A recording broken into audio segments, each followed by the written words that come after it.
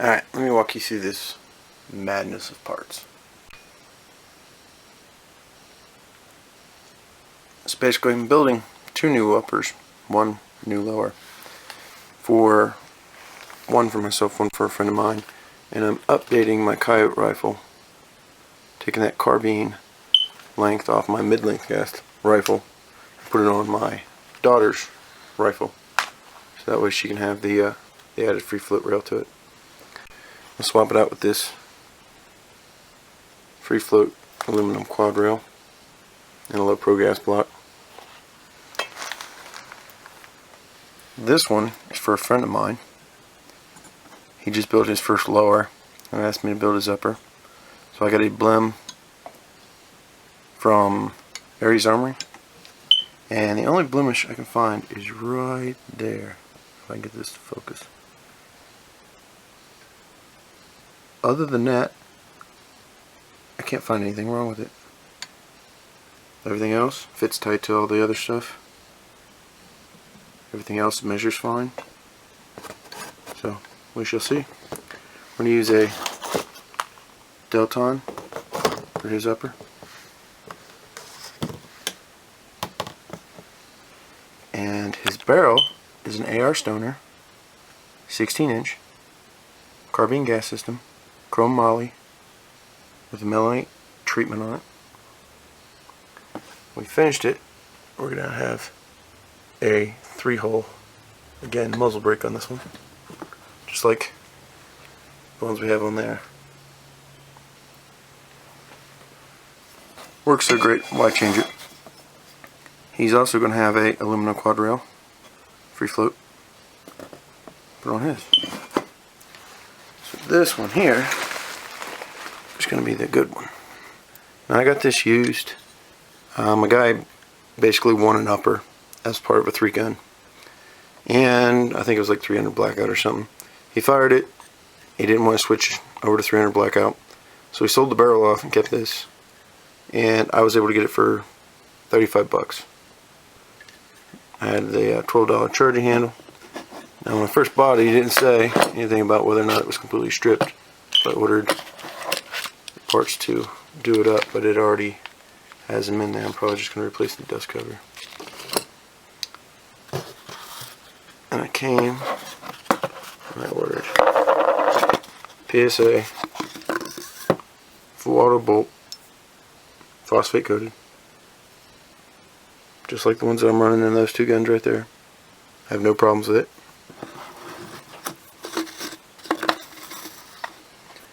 On a Palmetto State Armory.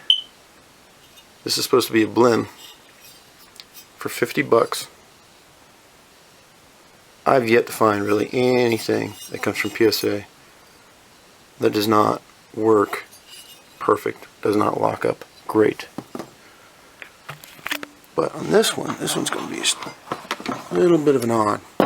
Okay, I got a 416 stainless steel barrel from AR Stoner, and it is, let's see, get the focus, a 1 1/8 twist, 6x45.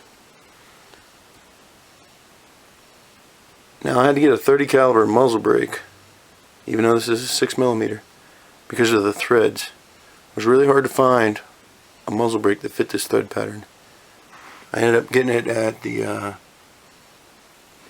Vargol Tactical Precision for $46 shipped.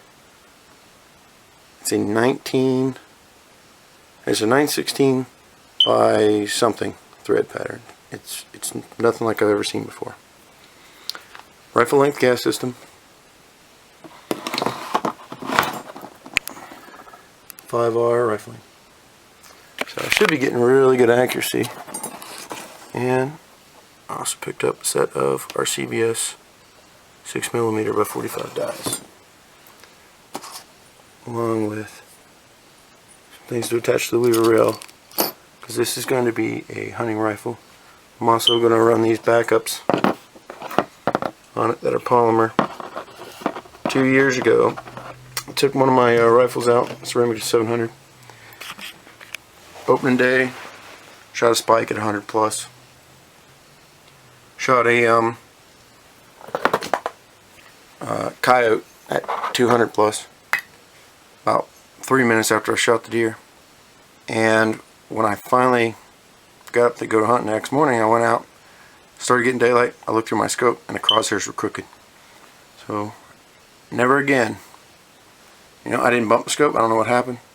I've been on there for like 3-4 years, no issues before, so this time I can take the scope off and still have it reasonably out to 100 yards. I'll be good to go.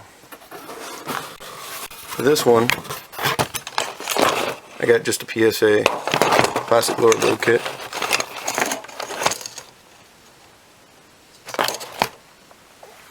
It worked great in that one. It worked great in that one.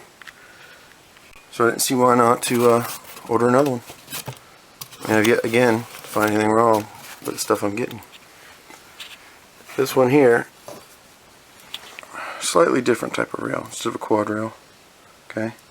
Now it comes with extra pieces right there. Flat top cross. You just have 3 on the end. One for a camera, one for a light, one for the bipod. Again, free floated. So overall, this should be pretty interesting. Let me know what you think, and probably record building these up. Next Saturday, we're going to go and shoot everything you see here. So within 5 days, it will all be redone, and we will be zeroing or re-zeroing them for the first time. This one here is going to have an ACOG on it. I already bought the ACOG. So, we shall see. Okay, so this is what that big pile of parts earlier turned into. This is my completed 6x45.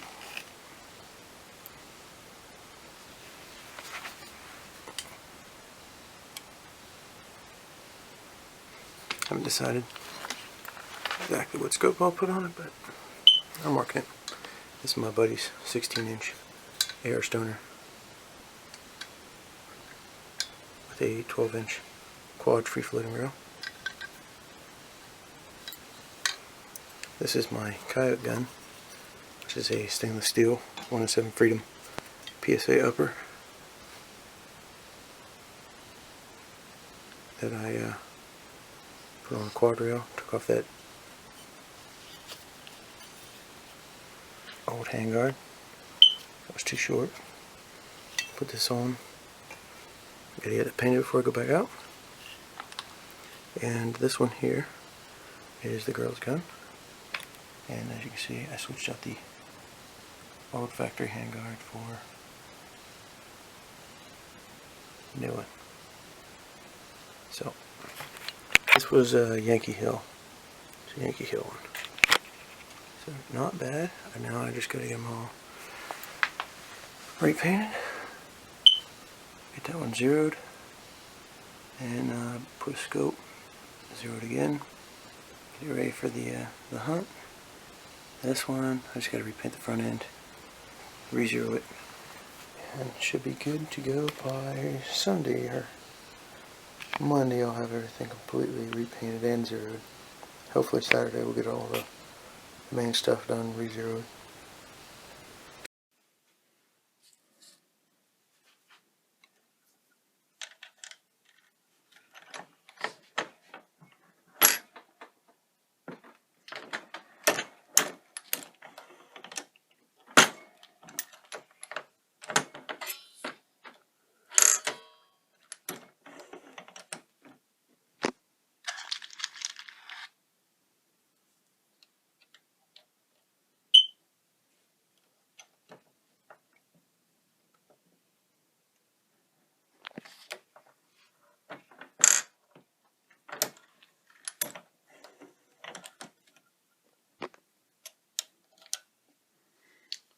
Okay, so what I just did there is, this is your standard Lake City 5.56 223 brass.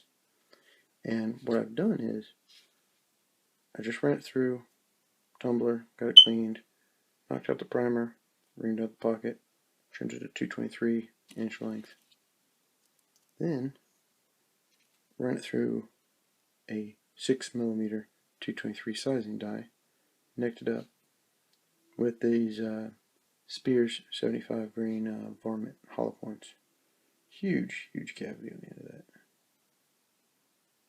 Well, I didn't originally have the powder for the 6x45. I do for the 100 grain, but I wanted something that was going to fit inside magazine length.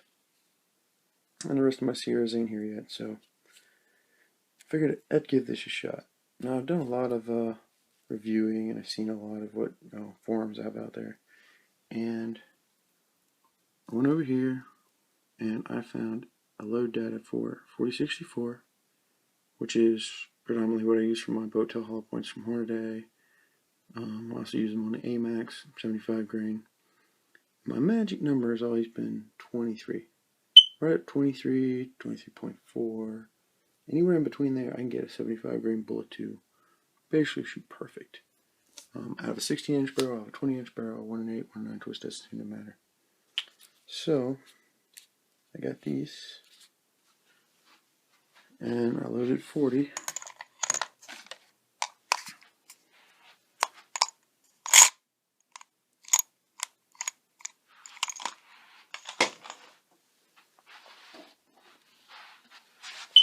Fire out of this guy. Figure I'm going to take it out tomorrow.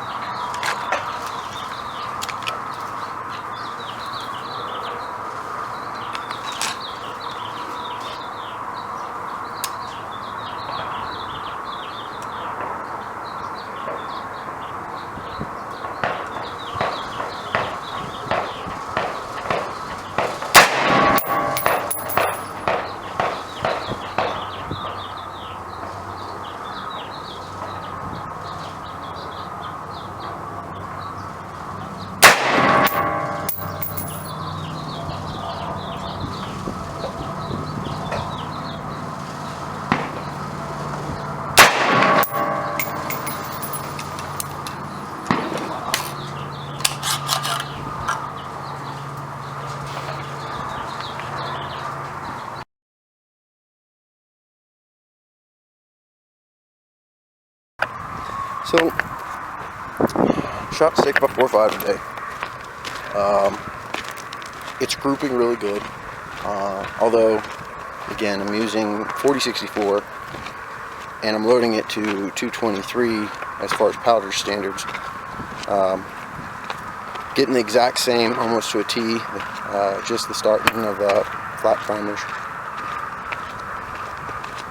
But overall, it seems to be doing well, except for my sights. I wanted to have backup open sights, and I don't think that's really gonna work, because I wanted to use it for hunting, and that way if it would go wrong, I'd have the backups. But I can't get them actually to adjust enough to actually make it get on target. It shoots high by about a foot, so I'm gonna go get rid of those, probably go tonight or tomorrow morning, pick up a scope early, mount it, get it level, torque back to specs, come back out here, load another 40 or so, just see what they'll do at 100. They're actually doing really good as far as cycling and everything, so once I get it reasonably on target with the scope, I'm going to get some better bullets, maybe some 85 grain Sierra Game Kings, and actually get a bottle of the 4895 and start at the low level, work my way up. A friend of mine, he's going to go get the Sierra 5th edition loading manual, and he said that they have a load in there, a lot of loads for the 6x45, so I'm going to start with that, work my way up. If anybody else knows a load out there that'll work, let me know, because it was doing good as far as just shooting high. So also, if anybody has experience with the Varmiter 75 grain spears, those are the ones I was using today. Huge hole in the front, but I don't know how they're going to do. They have really low ballistic coefficient, so probably going to slow down pretty quick. Okay, so today we're scientifically testing the 6x45 75 grain with 4064, and I'm hoping this is back far enough that the camera won't get wet. We got a 20-inch barrel, 1-inch twist.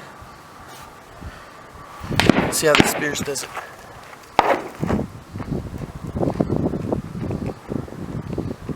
Alright, sir, good to go.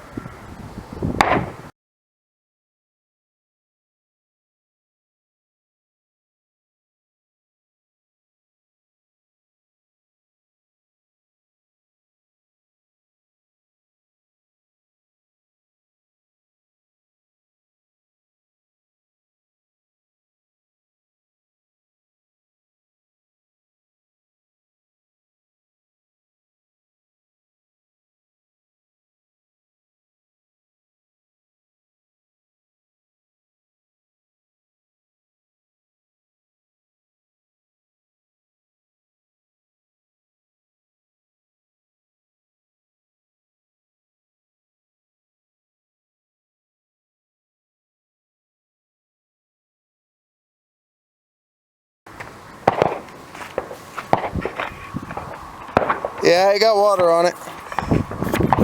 Real bad? No. I wonder how that jug turned out.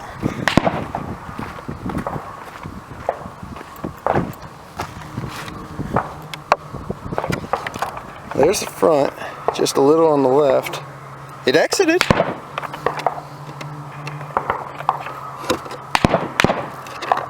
Huh. I was not expecting it to exit. That's a lot of energy. Being such a big opened nosed hollow point. It was right here. I don't think you're gonna find that bullet anywhere. Well, next, flush testing, right, sir? Hell yeah. So this is the end result. The open sights, couldn't get them to work for me. I couldn't get them adjusted, so I went, just put this Therma 9 on it. That came off my 243 over there. Tested it, and there was the first 3 shots. That was the second 3. We'll move the target out farther. Hit right here. Adjusted. Moved it a little far over. Had 2 here. 1 here. So those 3 were 1. Moved it over. Those 2 plus this one.